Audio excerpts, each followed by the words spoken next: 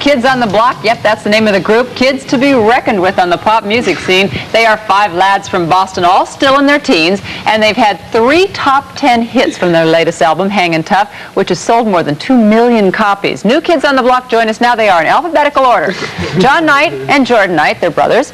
Joe McIntyre, Donnie Wahlberg, and Danny Wood. And it's great to have you guys with us. Thank you. Yeah, I've got some little fans in my house, boy, I'll tell you. You're not just on the charts. You are in Time magazine. You've got all these girls. I mean, outside, you ought to see it outside our studio. They're out there screaming on the street. You're not here for me? Hello. Sorry, Charlie. What's it been like, though, learning how to handle all this? I'll ask you, just since you're the youngest. You're the baby of the group, right? 16? Yeah. Well, we're getting used to it day by day. You get used to all the, I don't know, fame and having the heavy schedule and stuff. And it's been a year since we've been on the road, and it's been tough, but you handle it because it's such a positive experience. Oh, yeah. The story is fantastic, though, behind you guys, because Sam Phillips, the fella who founded Sun Records, said to Elvis Presley, you know, if you give me a white guy who sings like a black, I'll make $1 million. And that's really the basis on which you guys were created, right? True, but not really, though. I mean, there's so much more to the group. It's not one of the things that, it's not a misconception or anything, but our music isn't about color or trying to be any particular thing. Our music is just us. It comes from our heart, it comes from our soul. And we're just doing music that we enjoy and that we want everyone to enjoy. It really has, I understand, that's exactly what made Elvis really big, but it's, I think you guys are so much a part of that story because you come out of Boston. It is a city that's been torn by a busing conflict for a long time, and you guys were... You grew up in that. Yeah, you guys were bused yourselves, right? Yeah, that was a great experience for us. And Boston, I think, unfairly has a bad reputation as, of being a very racially tense town.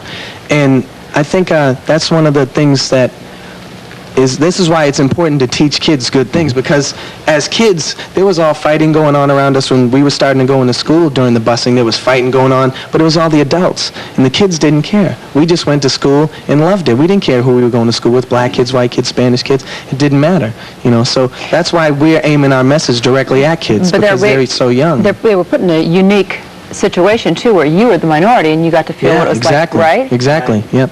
And it gave us a chance to learn about other people.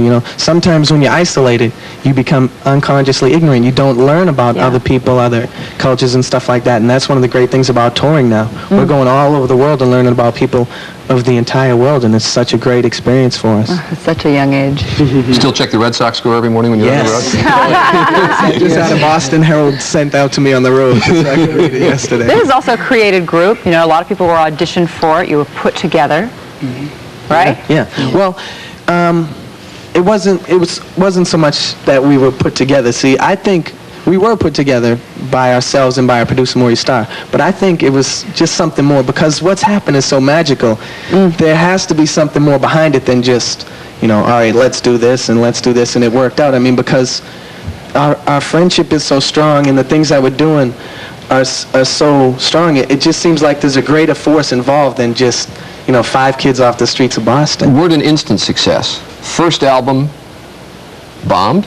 Zilch. Zero. Well, you don't always make it on the first try, And were you more hopeful about the second one, or were you a little scared when the second one came out? I think we were all, cautious. We prepared ourselves for it, but we always hope for the best.